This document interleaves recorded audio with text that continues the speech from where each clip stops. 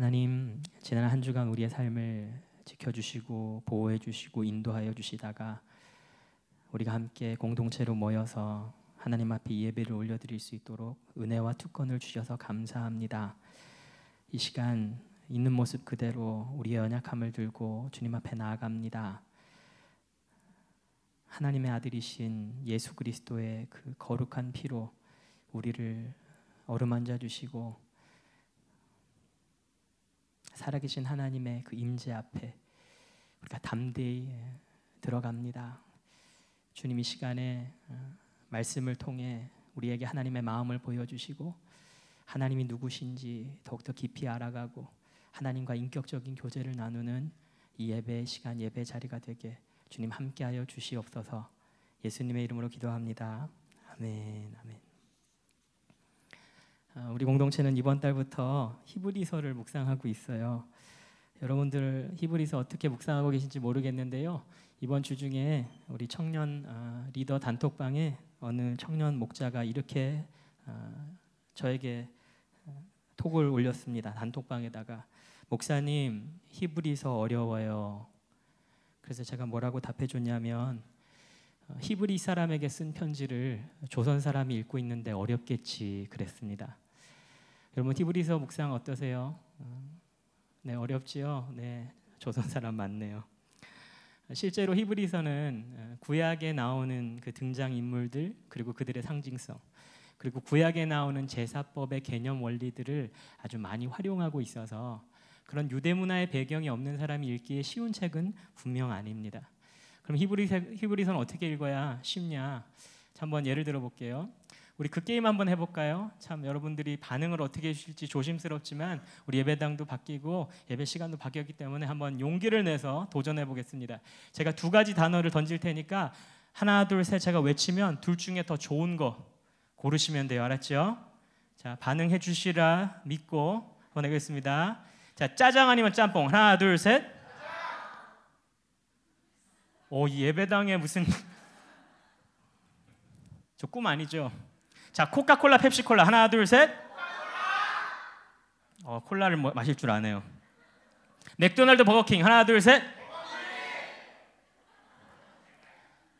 갤럭시, 아이폰. 하나, 둘, 셋. 형제님들, 수지, 아이유. 하나, 둘, 셋. 자, 우리 자매님들, 박서준, 정혜인. 하나, 둘, 셋. 자, 마지막으로 손흥민, 이승우. 하나, 둘, 셋. 이것만 하다가 예배 마쳐도 될 것 같아요. 전 벌써 은혜 받았어요. 우리 다교회 잠재력이 이런 거구나. 여러분 가운데 혹시 대답을 못하신 분들은 괜찮아요. 여러분들이 반응하기 싫어서 반응 안 한 거라고 전 생각하지 않습니다. 여러분들은 그저 결정 장애가 있을 뿐이에요. 어느 취업 포털 사이트에 보니까 우리나라의 80%가 나 결정 장애 있습니다 이렇게 생각한다고 그러더라고요. 히브리서는요 그런 결정 장애자들을 위한 책입니다. 결정 못하는 저와 여러분을 위한 책이에요. 무슨 소리냐? 히브리서에는요 영어로 better, 더 낫다라고 하는 표현이 총 13번이나 나와요. better hope, 더 좋은 소망, better promise, 더 좋은 약속, superior covenant, 더 좋은 언약, 그리고 뿐만이 아니라 perfect, 완전하다, 완벽하다, perfect라고 하는 표현도 반복적으로 사용되거든요. 그래서 이 히브리서는 무엇이 더 좋은지 결정 못하는 사람들을 위한 책이라고 할 수 있어요. 왜 이렇게 better, 더 좋은이라고 하는 표현을 계속해서 쓰고 있냐면 이 세상의 그 무엇과도 비교할 수 없는 예수 그리스도의 위대함을 증거하기 위한 책이 히브리서이기 때문입니다. 그래서 이번 주 우리가 묵상해서 알지만 1장 말씀의 포인트는 뭡니까? 예수님이 얼마나 뛰어나신지 천사들보다 뛰어나다. 천사들도 예수님을 숭배한다, 경배한다. 또 히브리서 2장 가니까 예수님은 구원의 창시자지만 사람의 모양으로 오셨다. 그래서 우리의 아픔을 누구보다 잘 아시는 가장 우월한, 가장 뛰어난 위로자가 되신다. 그리고 오늘 본문 말씀인 3장에 와서는 난데없이 구약의 인물 중에 모세를 등장시키지요. 예수 그리스도와 이 모세를 자꾸 비교하고 대입니다. 그래서 예수님의 위대함을 더욱더 극대화시키죠. 여러분, 유대인들에게 모세는 어떤 존재였습니까? 모세는 아브라함과 더불어서 유대 민족의 영웅이었습니다. 가장 중요하고 가장 존경받는 구약의 영웅이었습니다. 그런 모세보다도 우월하신 분, 더 좋으신 분이 예수 그리스도다. 오늘 본문 말씀 우리에게 이렇게 얘기하고 있는데요.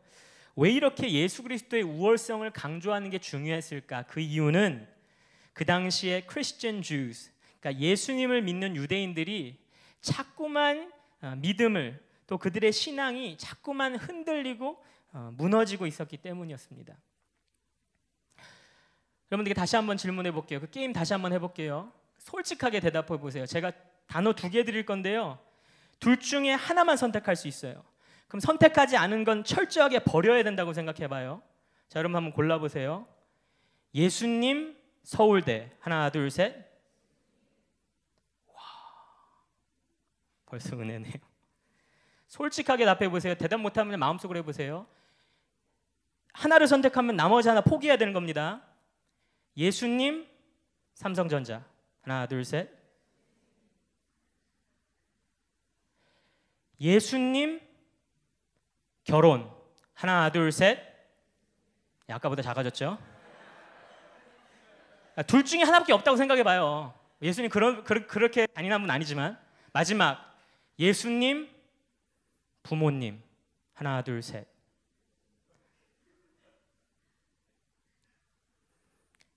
이런 문제를 안고 살았다고요. 로마의 핍박이 있었고 생명의 위협을 받았습니다. 예수 안에 갖게 된 이 소망을 놓아버릴까 고민했단 말이에요. 그리고 교회 안에 유대주의자들이 침투를 해서 거짓 교리를 가르쳤습니다. 그리고 박해했습니다. 너 어떻게 하나님을 안다면서 하나님이 주신 율법을 하나하나 안 지키고 있어? 그래서 그 율법에 얽매이던 이전의 모습으로 자꾸 돌아가려고 했단 말입니다. 그래서 히브리서라고 하는 책은 그런 유대인들을 위로하기 위한 책이에요. 우리가 붙잡아야 될 것은 율법도 아니고 천사도 아니고 모세도 아니다. 예수 그리스도를 붙잡는 것이 우리가 내릴 수 있는 가장 좋은 결정이다. 그들의 믿음을 더욱 견고케 하기 위해서 쓰여진 거죠. 21세기를 살고 있는 우리도 마찬가지라고 생각합니다. 우리가 예수 믿고 하나님 나라의 소망을 안고 매일매일 살아가지만 가정이 깨지고 취업이 어렵고 결혼이 늦어지고 사업이 망하고 불치병으로 들어 누워있다 보면 지금 내가 붙들고 있는 예수가 정말 최고의 선택일까? 의문이 들기 시작하고 지치지 않습니까? 막말로 돈 없으면 고생하고 정직하면 손해보는 이 세상에서 그냥 나도 딱 한 번 사는 인생인데 딱 한 번 눈 딱 감고 그냥 남들처럼 이것저것 붙잡으며 한번 살아볼까? 그런 생각이 들지 않습니까? 특별히 하나님 없이 살아가는 사람들이 나보다 더 형통하고 나보다 더 잘 나가는 모습을 볼 때 보면 더더욱 그런 것 같습니다. 그런 저와 여러분에게 오늘 본문 말씀은 아니다. 그래도 예수 그리스도를 붙잡는 것이 우리 생애 최고의 선택이다. 3가지 근거를 두고 있는데 그 3가지를 간단하게 정리해드리고 말씀을 마치려고 합니다. 1절 말씀을 다시 보니까 그러므로 하늘의 부르심을 함께 받은 거룩한 형제자매 여러분, 우리가 고백하는 신앙의 사도요 대제사장이신 예수를 깊이 생각하십시오 라고 나와 있는데요. 여기서 우리가 먼저 집중해야 될 것은 예수 그리스도를 신앙의 사도라고 표현하고 있습니다. Jesus the apostle of our confession이라고 나오지요. 예수 그리스도는 우리가 고백하고 있는 우리의 신앙의 사도십니다. 사도. 여러분 사도가 무슨 뜻입니까? apostle. 사도. 사도는요.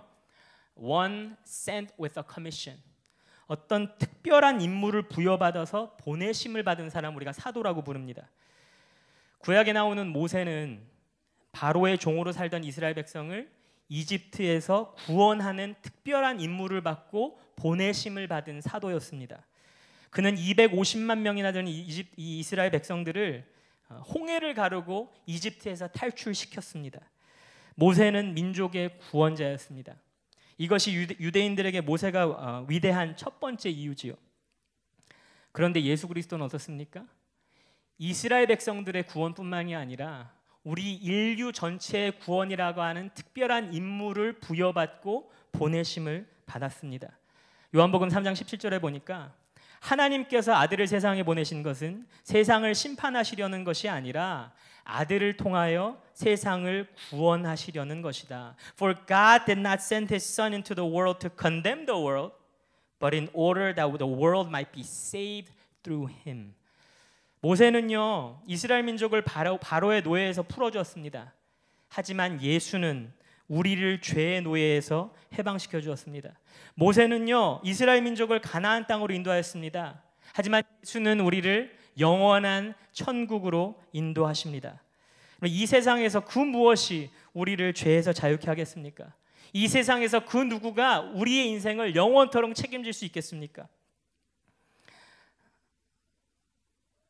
전에 뉴스에서 한번 보고 제가 나눠준 적이 있지만 요즘 20대들이 많이 불안하잖아요.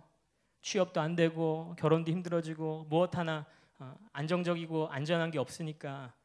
그래서 계속해서 찾는 것이 사주 카페라잖아요. 참 기가 막히죠. 홍대 앞에 사주 카페들이 그렇게 붐이래요.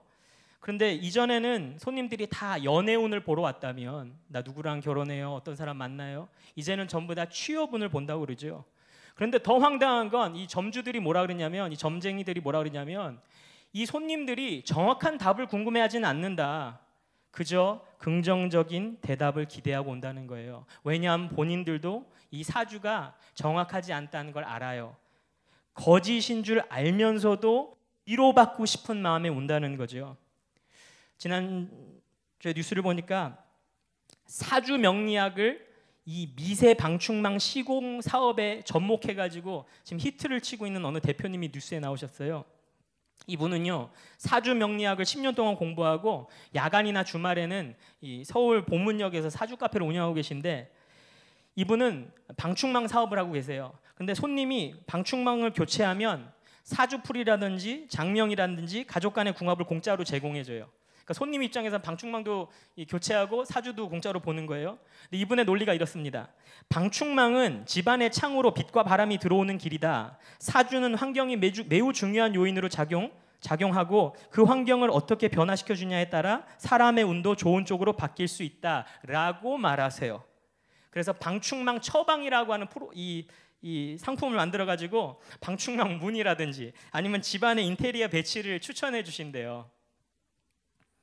혹시 이용해 보신 분 계세요? 그런데 이분이 인터뷰에서 뭐라 그러시냐면, 이게 참 기가 막히죠. 사주풀이는 100% 신뢰해서는 안 되겠지만 마치 우리가 일기예보를 활용하듯 어떤 일들을 함에 있어 미리 조언을 듣고 참고하면 더 좋은 결과가 있을 것입니다.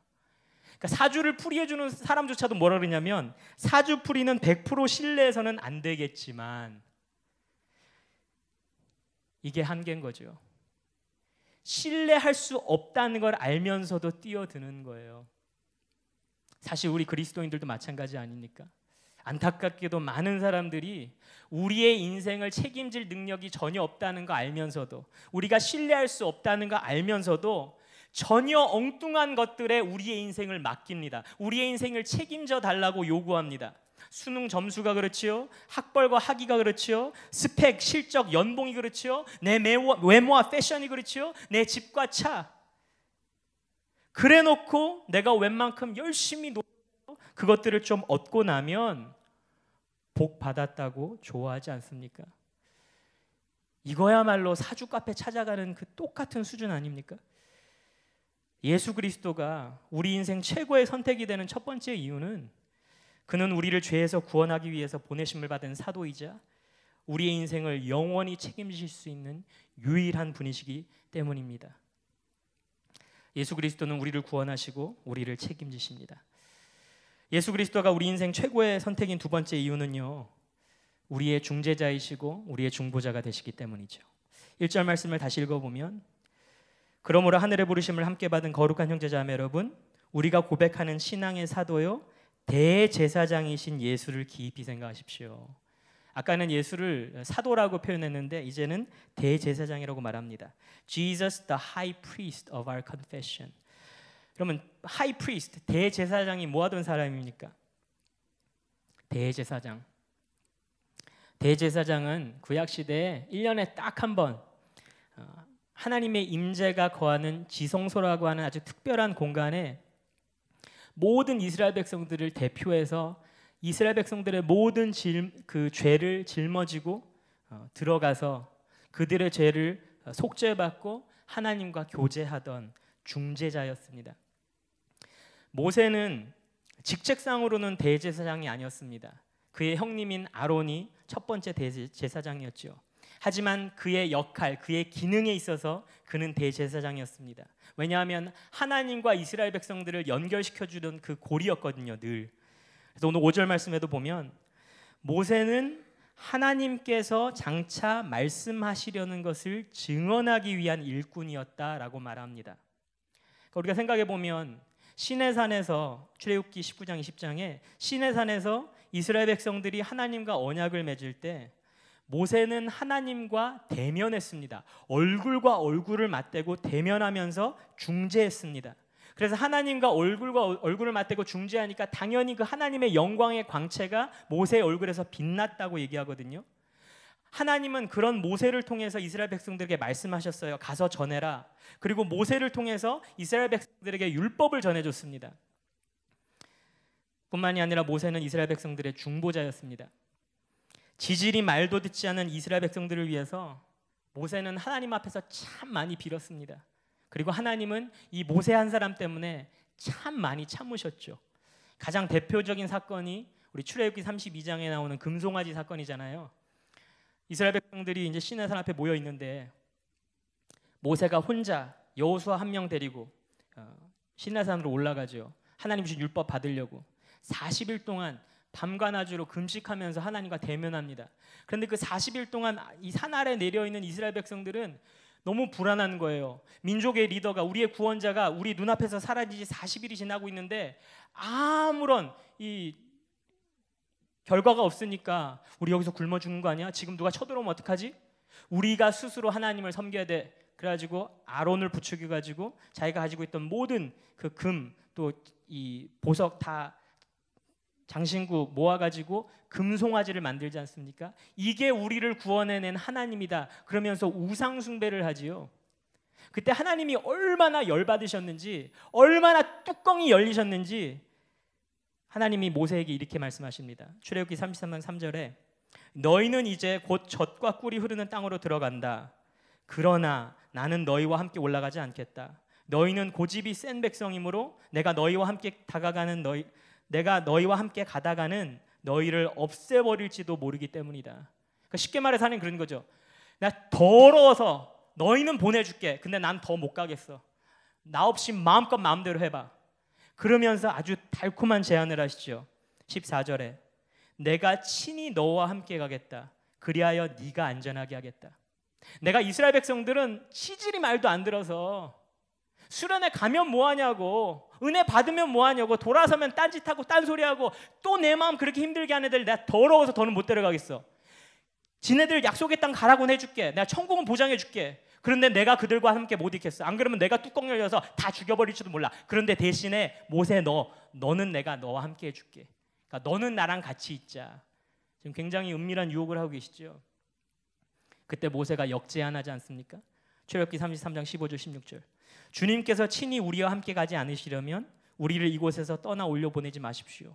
주님께서 우리와 함께 가지 않으시면 주님께서 주님의 백성이나 저를 좋아하신다는 것을 사람들이 어떻게 알 수 있겠습니까? 주님께서 우리와 함께 계심으로 저 자신과 주님의 백성이 땅 위에 있는 모든 백성과 구별되는 것이 아닙니까? 모세는요, 그래요 하나님, 저도 사실 이스라엘 백성들한테 속 터져 죽을 뻔했는데요, 잘 됐네요. 지네들끼리 가나안 땅 잘 들어가라고요. 하나님이랑 저랑 같이 살아요 하지 않았다는 거예요. 이스라엘의 운명과 자신의 운명을 연합시켰죠. 우리. 그러면서 역제안합니다. 하나님 나만 데려가겠다고요? 아니요. 이스라엘 백성들 안 데려가면 저도 안 가요. 일종의 흥정을 하고 있어요. 하나님이 두 손 두 발 다 드세요. 하나님이 항복하십니다. 33장 17절 내가 너를 잘 알고 또 너에게 은총을 베풀어서 네가 요청한 이 모든 것을 다 들어주마. 저는 이 말씀 읽을 때마다 사실 감동이 되지는 않았어요. 이 모세의 마음, 이 모세의 행동, 자기 자신을 이스라엘 백성과 연합시켜서 어떻게 해서든지 끝까지 얘네들 하나님과 함께 이어주려고 하는 그 모세의 마음, 얼마나 귀하고 큰 사랑인지 사실 잘 와닿지 않았습니다. 제 자녀들을 키워보기 전까지는. 오래전에 한번 나눈 것 같기도 하고 안 나눈 것 같기도 하고 제가 기억이 긴가민가한데요. 저희 막내 아들이 태어나면서 저희 둘째 모세가요 투정이 늘기 시작했거든요. 자기도 관심 받고 싶었던 것 같아요. 자꾸만 사람들이 막내한테 가니까 관심이. 그래서 늘 청개구리 같았어요. 자, 우리 다 같이 밥 먹으러 가자. 뭐 먹을래? 짜장면 먹어요. 그럼 오케이, 옷 입어. 그 신발 딱 신고 이제 차에 딱 타면 저 짜장면 안 먹을래요. 얼마나 엄마 아빠의 마음 또 누나의 마음을 힘들게 했는지 몰라요, 이 녀석이. 자신만의 그 관심을 받는 방법이었겠죠. 그러다가 한 번은 막내와 엄마가 집에서 쉬고 큰애들 둘 데리고 제가 영화를 보러 간 적이 있거든요. 자, 우리 영화 보러 갈까? 가재요. 뭐 볼지 다 정했어요. 그리고 모세에게 2번, 3번 다시 확인시켰어요. 모세야, 우리 영화 보러 갈 건데 진짜 볼 거지? 딴소리 안 할 거지? 그러니까 보겠대요. 그리고 영화 보러 갔어요. 아직도 기억나요. 영통에 있는 메가박스. 표 다 끊었어요. 이제 에스컬레이터 타고 올라가기만 돼요. 에스컬레이터 타려고 딱 하는데 모세가 갑자기 자기 안 보겠대요. 왜? 그러니까 무서울 것 같대요. 아빠가 집에서 예고편 다 보여주지 않았냐고. 너 보겠다 그랬잖아. 막 저도 뚜껑이 올라온 거예요. 막 출애굽기 하나님처럼. 그때 제가 정말 완전 돌아가지고요. 그래, 그럼 넌 보지 마. 레이첼 가자. 레이첼 손을 잡고 에스컬레이터 타려고 갔어요. 그러니까 막 울기 시작하죠. 아빠, I don't wanna watch it. 아빠, 보기 싫어요. 제가 막 화가 나가지고 제가 누나 손 데리고 가면은 지가 따라오겠지 싶어가지고 그냥 울기만 하고 안 오더라고요. 진짜 보기 싫었나 봐요. 그래서 저는 더 막 레이첼 가자 하고 에스컬레이터를 탁 탔어요. 저 혼자. 근데 그때 저희 큰딸 레이첼의 반응이 충격적이었거든요. 동생이 울기 시작하니까 지도 울면서 저를 따라온 거예요. But daddy, Moses. 그러다가 제가 에스컬레이터를 딱 타니까 이 녀석이 제 손을 딱 놓는 거예요. 그리고 동생에게 돌아가면서 Daddy, Moses. 저 혼자 에스컬레이터 타고 오면서 둘이 이렇게 보면서 이건 아닌데, 이게 아닌데. 근데 그 순간 제가 이제 쾅쾅쾅쾅 내려가지고 둘이 딱 갔는데 우리 딸아이의 그 행동을 보는 순간 순간적으로 욱했던 이 모세에 대한 그 아들에 대한 분노가 싹 사그러들더라고요. 아, 중보는 이런 거구나. 모세가 이스라엘 백성들을 위해 했던 그 기도가 이런 거였구나. 하나님이 왜 변덕제기처럼 그냥 한 구절 만에 싹 마음을 바꾸시는지 알게 되더라고요. 그럼 모세는요, 민족의 중재자이고 중보자였습니다. 이것이 유대인들에게 위대했던 두 번째 이유입니다. 예수 그리스도는 어떻습니까? 우리를 하나님의 임재 앞으로 인도하는 우리의 중재자, 우리의 위대한 대제사장이 되십니다. 히브리서 4장 14절 우리가 이제 앞으로 묵상하겠지만, 그러나 우리에게는 하늘에 올라가신 위대한 대제사장이신 하나님의 아들 예수가 계십니다. We have a great high priest. 그런데 이 예수는요, 십자가에서 죽으시던 그 순간에 하나님과 우리 사이를 구분짓던 휘장, 그 죄의 상징을 찢어버리셨습니다. 이전에는 죄 때문에 감히 하나님 앞에 나아갈 수 없었지만 예수 그리스도가 우리의 죄를 속죄하심으로 말미암아 이제 담대히 하나님 앞으로 나아갈 수 있습니다. 히브리서 4장 16절. 그러므로 우리는 담대하게 은혜의 보좌로 나아갑시다. Let us then with confidence draw near to the throne of grace. 뿐만이 아니라 예수 그리스도는 지금 이 순간에도 우리를 위해 밤낮으로 기도하는 우리의 중보자가 되십니다. 로마서 8장 34절. 그리스도 예수는 죽으셨지만 오히려 살아나셔서 하나님의 오른쪽에 계시며 우리를 위하여 대신 간구하여 주십니다. 그런데 웃긴 건요, 예수님은 혼자서 하나님 그 우편에서 하나님 귀에다가 But Father, Jonathan, But Moses 막 이러면서 우리를 위해서 막 울고 짜시는 게 아니라 우리 안에 성령도 예수님과 합세해서 우리를 위해 탄식하며 기도하신대요. 로마서 8장 26절에 성령께서 친히 이루 다 말할 수 없는 탄식으로 우리를 대신하여 간구하여 주십니다. The Spirit Himself intercedes for us with groanings too deep for words. 여러분, 모세는요 이스라엘을 하나님의 성막 앞까지 인도하였지만 예수는 우리를 하나님의 임재 안으로 인도하십니다. 모세는 이스라엘에게 하나님의 율법을 전해줬지만 예수는 우리에게 하나님의 영이신 성령을 허락해 주셨습니다. 모세는 이스라엘을 위해서 하나님과 1대1로 흥정했지만 예수는 우리를 위해서 성령과 짝을 이루어서 팀으로 1대2로 하나님을 귀찮게 하십니다. 우리의 중재자이신 그리고 중보자 되신 대제사장 예수 그리스도가 우리 생의 최고의 선택인 줄로 믿으시기를 주님의 이름으로 축복합니다. 예수 그리스도가 우리 생의 최고의 선택인 마지막 이유는 하나님의 아들이시기 때문입니다. 하나님의 아들. 5절 말씀. 모세는 하나님께서 장차 말씀하시려는 것을 증언하기 위한 일꾼으로서 하나님의 온 집안 사람에게 성실하였습니다. Now Moses was faithful as a servant라고 나옵니다. 모세는 하나님의 성실하고 신실한 종이었습니다. 하나님이 얼마나 모세를 사랑하고 아끼셨는지 광야 생활 동안 계속해서 범죄하는 이스라엘 백성이었지만 하나님은 모세의 중보기도를 들으시고 그들에게 끊임없는 자비와 긍휼을 베푸셨거든요. 나 모세 때문에 참는다. 내가 모세 봐서 참는다. 모세는 명실상부한 하나님의 종이었습니다. 하지만 모세는 어디까지나 종이었습니다. 모세는 하나님 나라의 위대한 종이었지만 하나님의 집에서 수종들던 일꾼에 불과했습니다. 반면에 우리 예수 그리스도는 하나님의 아들이십니다. 여러분, 종과 아들의 차이를 아시나요? 종과 아들의 차이를 한번 경험해 보셨나요? 저는 경험해 봤습니다. 제가 처음 신학을 시작하고 나서 처음 전도사로 부임을 했을 때 제가 섬기던 교회 담임 목사님이 계셨겠죠? 저는 부교육자였습니다. 일종의 종인 거죠. 그런데 그분이 나중에 저희 장인어른이 되셨잖아요. 부교육자로서 담임 목사님을 모시는데 내 마음속에는 저분은 나의 장인어른이 돼야 돼. 그런 간절한 마음이 있습니다. 그럼 어떻게 할까요? 부교육자로서. 네, 사적인 이유로라도 정말 열심히 사역했겠지요. 나는 무조건 우리 교회에서 최고의 부교육자가 될 거야. 담임 목사님의 마음을 가장 시원하게 드리는 부교육자가 될 거야. 그런 참 어리석인 마음을 가지고서라도 열심히 사역을 했습니다. 그러다가 하나님의 은혜로 담임 목사님이 저희 장인어른이 됐어요. 결혼 승낙을 받는 그날 결혼 승낙을 해주시면서 했던 한마디가 나는 이제 아들을 하나 더 얻었다. 와, 되게 감사하더라고요. 그런데 와닿진 않았어요. 왜냐하면 저는 여전히 종처럼 일했기 때문에. 나는 우리 장인어른을 가장 기쁘게 해드리는 최고의 부교육자가 될 거야.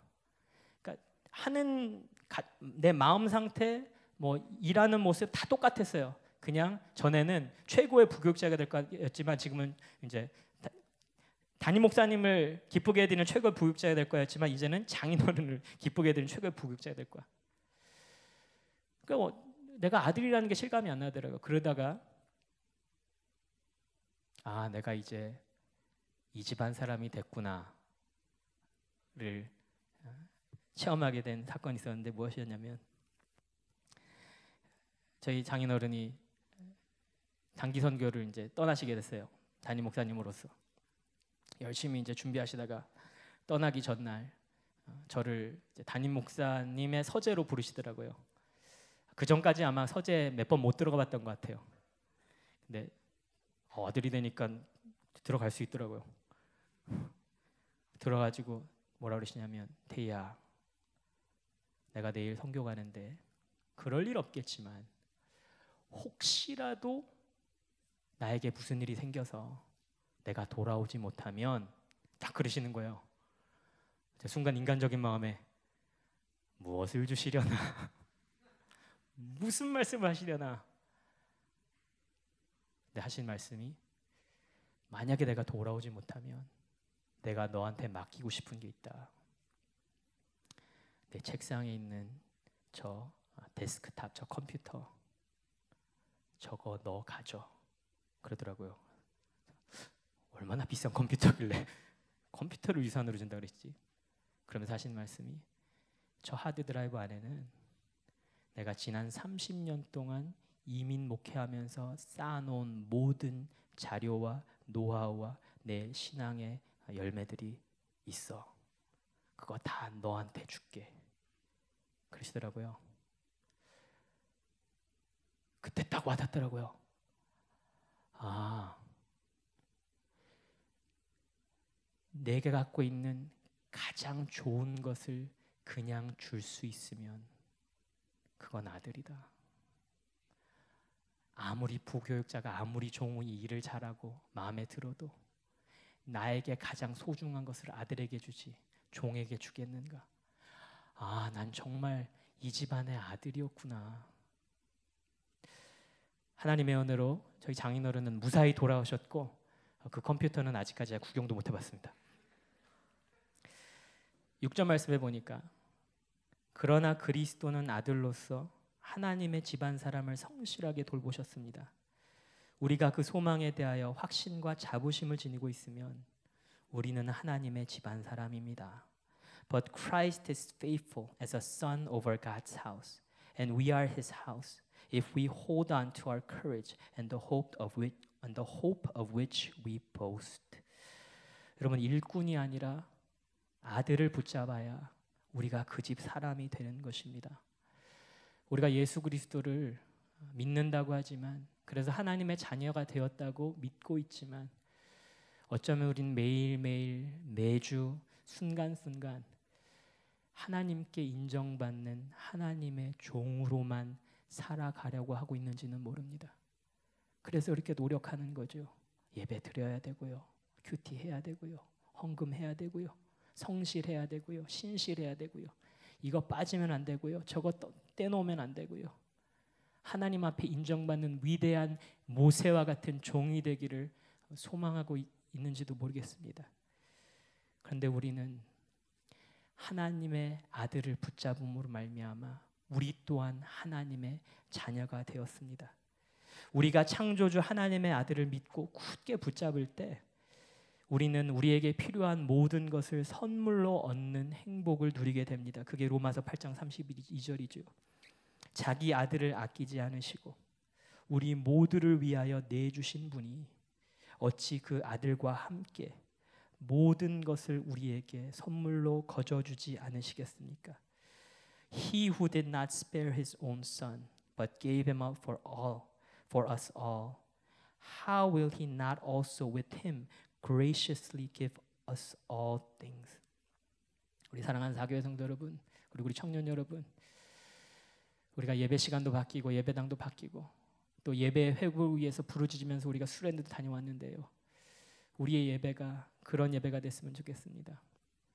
하나님 앞에 인정받기 위해서 종처럼 열심히 일하고 충성하는 예배가 아니라 하나님의 아들을 굳게 붙잡음으로 말미암아 내가 하나님의 아들 되었음을 다시 한번 기억하고 그 아들에게 주시는 그 놀라운 풍성한 은혜를 누리고 경험하는, 그래서 그 힘을 가지고 다시 세상으로 나아가는 그런 복된 우리의 예배가 되시기를 주님의 이름으로 축복합니다. 하나님의 아들이신 예수 그리스도가 우리 생애 최고의 선택입니다. 우리 시간에 말씀을 가지고 함께 기도했으면 좋겠습니다.